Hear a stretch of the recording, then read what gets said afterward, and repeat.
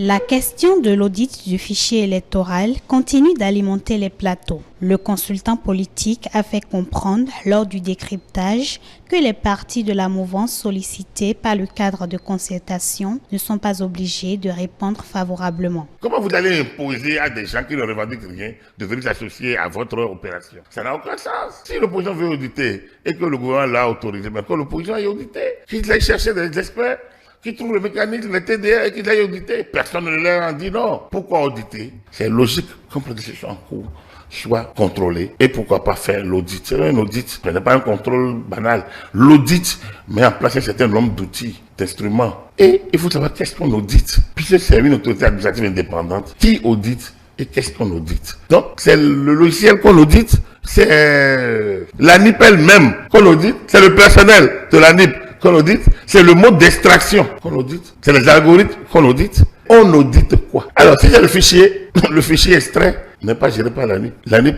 l'extrait et l'envoie. Mais l'ANIP l'extrait sur la base des corrections qui auraient été faites au départ. Donc, si les gens doivent auditer quelque chose, à mon humble avis, c'est la procédure d'affichage dans les communes. Agapite Napoléon Mafourican a rappelé que l'opposition ne peut pas intervenir à la Sénat. Le parti aurait dû inscrire cette initiative dans le code en mars dernier. L'opposition est rattrapée par ses propres tergiversations, par ses manœuvres obscures, par ses velléités de blocage et de ruse. Je pense qu'il leur faut revenir à la base de bonne posture. On n'a pas besoin de rallier tout le monde à la cause d'audit. S'ils veulent faire un audit, comme le chef d'État leur a dit dans l'onction, s'ils n'ont pas eu la vigilance de faire inscrire ça dans le code amendé en mars dernier, il leur appartient de faire leur audit selon les trames que le gouvernement leur laissera, selon la latitude qu'ils auront à l'ANIP. Mais ils ne peuvent pas aller intervenir à la Sénat, puisque la Sénat, elle, ne dépend pas du gouvernement. La Sénat est une autorité administrative,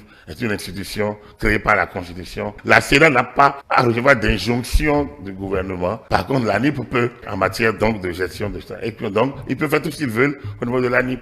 Le consultant politique a poursuivi ses analyses en dehors de nos frontières en évoquant le sujet de la rupture des accords militaires annoncés par le Tchad à la France qui prend acte de la résiliation. Pour lui, les nations africaines doivent s'engager à l'action et de manière intelligente. C'est pas trop tôt. C'est les États qui doivent s'engager. La France n'est pas en conflit avec ses anciennes colonies. La France cherche même ailleurs. Macron a un regard sur les reliques coloniales. Mais Macron regarde. Au nom des intérêts français, vers le Mozambique, pays lusophones, vers le Nigeria, vers le Ghana, vers l'Afrique du Sud. Voilà, la France gère ses intérêts. Il nous appartient de gérer nos intérêts. Nous devons nous engager à l'action. Et donc, moi, je salue ces pays-là. J'espère que d'autres vont suivre de manière intelligente, sans bruit, sans bavardage, sans rhétorique infinie. Nous devons avoir une vision. Et quand tu as une vision, tu as une stratégie pour atteindre la vision. Tu te définis des objectifs et tu déclines les plans. C'est la même chose que de gérer un État. C'est ce que Patrice Talon fait depuis qu'il est là. Le Bénin révélé, c'est une vision. On ne peut être indépendant que si nous parlons des langues qui nous unissent à des valeurs. Le français nous unit à quelle valeur? Le français va nous unir à quelle valeur? Mais il faut atteindre le niveau de s'en libérer pour le faire. Il faut travailler pour. Aujourd'hui, je pense qu'on atteint le niveau où les accords de défense peuvent être revus. La France n'est pas contre. Et la France ne raconte rien tant que c'est bien planifié au nom des intérêts des États. Mais on n'a pas besoin d'aller en conflit avec la France. On a besoin d'avoir la France comme alliée où nos intérêts majeurs sont défendus. Je pense que c'est cette posture que le Bénin défend actuellement. Il a également abordé d'autres sujets d'actualité tels que la sortie du ministre de l'Intérieur sur la question des bavures policières.